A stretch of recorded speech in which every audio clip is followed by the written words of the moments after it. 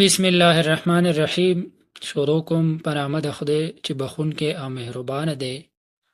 نننۍ ویډیو زمونږه د ابنای هرمز په باره کې ده.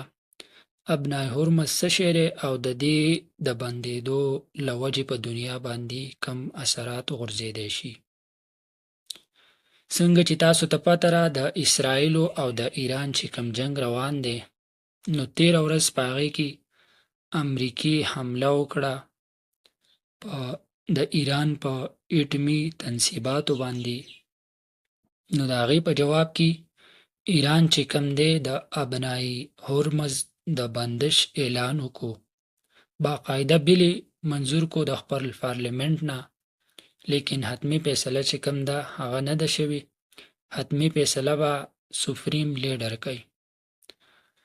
نو ابنای هرمز څه شی دی؟ دا ابنای هرمز 33 کیلومتر پلاو یو سمندري لار ده د تجارت، کوم چې د خلیج فارس او د خلیج عمان په منځ کې واقع ده. د دې په ذریعه باندې ایشیا ملکونو ته، یورپ ملکونو ته او کوم شمالي امریکا چې ده او نورې دنیا ته د دې په ذریعه باندې ایندن رسولی کیږي، ګیس رسولی کیږي، توانایي رسولی کیږي، تیل رسولی کیږي. د هغې لپاره یو اهمه لار ده. د امریکې د حملې نه بعد ایران دغه اعلان کړی دی چې دا لار به بندېږي. د امریکې د انرژي انفارمیشن ایډمنسټریشن مطابق روزانه د 2 کروړه بیلر تیلو نه زیات چې کم دی هغه د دې لارې نه تیریږي د روزانه په بنیاد باندې. کوم چې د عالمي سمندري تیلو تجارت چې کم دی، په عالمي سطح چې کم د تیلو تجارت کیږي سمندري سطح باندې، د هغې 30% جوړیږي او د دنیا چې کم ټوټل د تیلو ټوټل استعمال دی د هغې 5مه حصه جوړیږي. او دغه شان تقریبا 8 کروړه او 50 لاک ټن قدرتي ګیس سالانه د دې لارې نه تیریږي. یو ملک نه بل ملک ته ځي، د دې تجارت کیږي.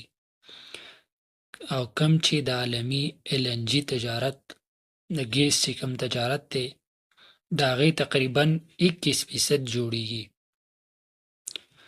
اوس چې دا لار بند شي مهنګایي به راځي، ولې چې تیل به ګران شي. تیل به نه راځي د هغې لارې د بندش د وجې نه، چې تیل ګران شي دلته پیا په تیلو چلیږي، جو هر چیز به ګرانیږي، په هر ملک باندې اثر غورځیږي. زیات اثر د دې چې کوم دی په عرب امارات کوم ملکونه چې دي په هغې باندې غورځیږي، پاکستان باندې هم غورځیږي، چین، بھارت، په دې ملکونو باندې د دې اثر غورځیږي. ځکه چې دغه لار بند شي بیا به تیل نه راځي، بیا به ګیس نه راځي، نو د ګیس به قلت راځي، د تیلو به قلت راځي، د توانایي به قلت راځي، نو تیل به هم ګرانیږي، ورسره ګیس به هم ګرانیږي، بجلی به هم ګرانیږي. یقینا امریکې دا حمله چې ده د دې بالکل موږ مذمت کوو، هر چاله د دې مذمت پکار دی. دا یو قسم جنگ شروع کول دي.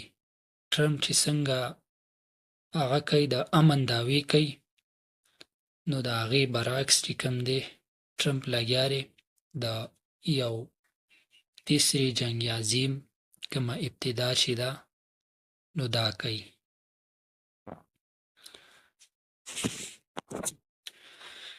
ځکه چې د ایران سره خو 2 لارې دي، یا خو ډایرکټ بیرته حمله وکړه په امریکا باندې د هغې تنصیباتو له، که حمله نه کې جو معیشت باندې حمله وکړه، دا یو قسم په معیشت حمله ده، خو دې ته چې کوم دی د ټولې دنیا معیشت ته دې وجې نه خرابیږي. نو چې د دنیا معیشت خرابیږي نو دا د یو جنگ طرف ته تللي. او بله چې کوم ده د جی پی مورګن عالمي ادارې یو خبر کړی دی. هغه په خپل خبر کې دا ویلي دي چې ابنای هورمز چې کوم دی که چېرې دا بند کړی شي، دا لاره چې کوم ده سمندري لاره که دا بنده کړی شوه د ایران لخوا، نو دا تیلو کوم بیلر چې دی دا د $120 نه واله د $140 پورې رسیدی شي، کوم چې موجوده وخت کې په $76 باندې دی. نو دا د ابنای هورمز په باره کې معلوماتو بیا د هغې چې کوم اثرات دي په دنیا باندې د تاسو سره ما د هغې نه څه نه څه شیر کړه. امید دی چې ویډیو به ستاسو خوښه شوي وي، نو د ملګرو سره لازما شیر کړئ. ډیره مننه، خوشحاله راته اوسئ. تhank you.